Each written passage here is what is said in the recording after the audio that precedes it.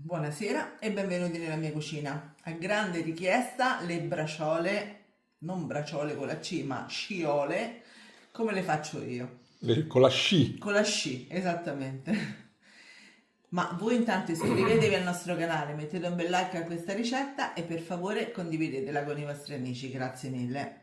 Allora, vi dico subito gli ingredienti. Io qui ho 8 etti di fettine.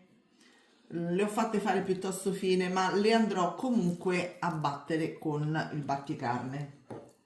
Ecco. Poi, Scusami, che carne è questa? questo è manzo. Sono fettine di scottona di manzo. Poi, dell'asiago, del bacon, eccolo qua, del sale affumicato Maldon, pepe bianco e ovviamente l'olio. È il nostro olio, il nostro asso nella manica, ragazzi. Io vi metto in info box tutte le informazioni per riceverla a casa a prezzi veramente concorrenziali. Allora, come primo step vado a battere tutte le fettine e a togliere questi fastidiosi nervetti che sono in più. Tolti tutti quanti i nervetti, diciamo nervetti, i grassetti, eccetera, e battuta la carne, andiamo a preparare le nostre braciole. Da noi si chiamano involtini. Infatti io volevo dire che in Italia hanno un doppio nome, perché in alcune regioni se chiedi le braciole ti portano delle bistecchine di maiale, Esatto. in altre invece ti portano questi, gli involtini.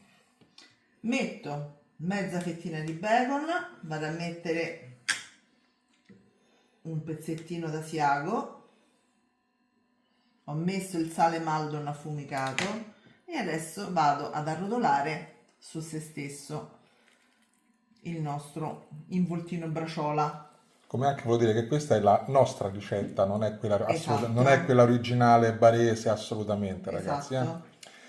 Nel frattempo che lei arrotola gli involtini o braciole, mi scrivete nei commenti la città da dove da dove ci state guardando, perché io sono sempre molto molto curioso. Guardate che roba, guardate che belli.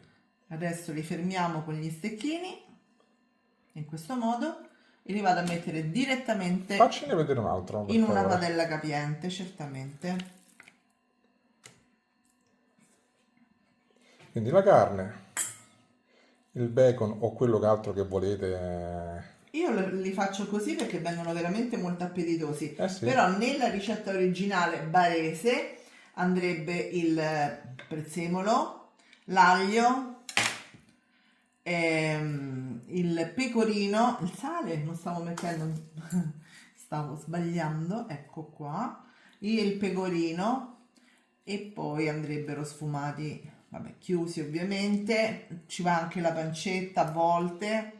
Cioè, a parte che in Puglia ci sono diverse ricette già in Puglia Sì. di questo piatto, quindi Anche bianchi, senza pomodoro. non credo in Puglia, no. In Puglia in realtà li fanno col sugo, però non voglio sbagliarmi, per Guardate che carità. belli. Li facciamo tutti Li facciamo tutti. e ci vediamo tra poco. A frappè. Ne ho fatto qualcuno col pepe bianco, qualcuno senza, perché dato che li mangerà anche nostra nipote, quindi era per dirvi, dice, come mai hai detto il pepe? E in alcuni non l'hai messo. In alcuni non l'ho messo, esattamente. Ok, vado a chiudere l'ultimo, ho messo già dell'olio dentro alla padella e adesso li vado a sigillare con il fuoco, ovviamente, sul fuoco. Dopodiché aggiungerò la passata di pomodoro, quanta? Circa 700 grammi. Allora, come vi dicevo, li facciamo rosolare o sigilliamo la carne che dir si voglia su tutti i lati a fiamma viva. Dopodiché aggiungeremo la passata. È arrivato il momento di mettere la passata. Oh, questa è molto molto densa, quindi la vado ad allungare con un bicchiere di acqua più o meno. Voilà.